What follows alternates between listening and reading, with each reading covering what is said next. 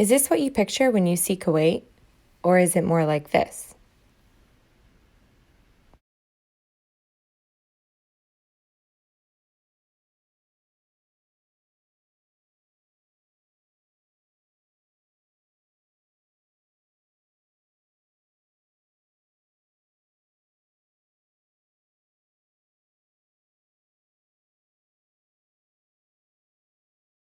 I can tell you that before coming to the country, I had many hostile prejudices and views that did not align with the first photo.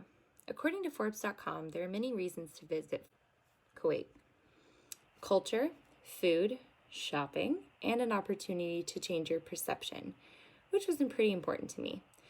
My first visit to Kuwait City involved a long bus drive through the desert. During our journey, I saw many tents scattered around in makeshift little communities. I began to wonder what that was all about. When we went to the restaurant, I first witnessed how high the power distance is in this country.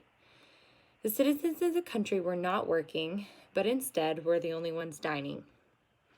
While the food was great, I kept wondering if I was right about the order of things here. The poor seemed to be poor, and the rich seemed to be extravagantly so.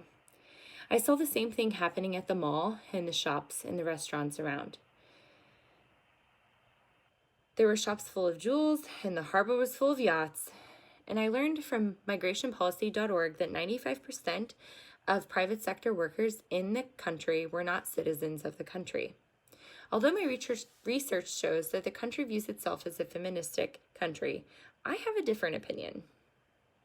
A feministic country is usually compassionate for the less fortunate, and it seemed to me that Kuwait wanted to keep the wealthy wealthy and the poor poor. If you weren't a citizen of the country, you didn't deserve access to their oil riches. According to HRW.org, a law was passed in 2015 to help the country control terrorist attacks, and now every visitor and citizen of Kuwait had to submit a DNA test.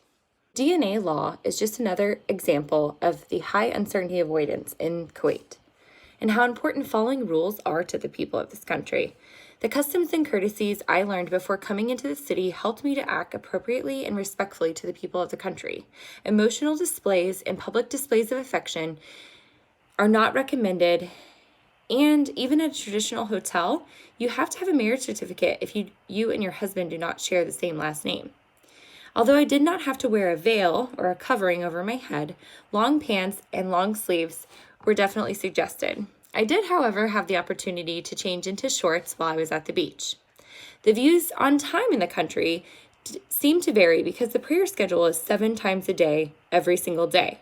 And there were even prayer rooms at the mall and the restaurants and shopping centers that I went to. But when handling a business transaction, the Kuwaiti people seem to take their time getting to know you prior to making the decision to work with you. In Kuwait, it is all about the connections and who you know. I was indeed surprised by the culture and the country itself. From the blue Persian Gulf waters, the sunsets that are breathtaking, the different food choices, and not to mention the extravagant shopping. It was all worth the trip through the desert.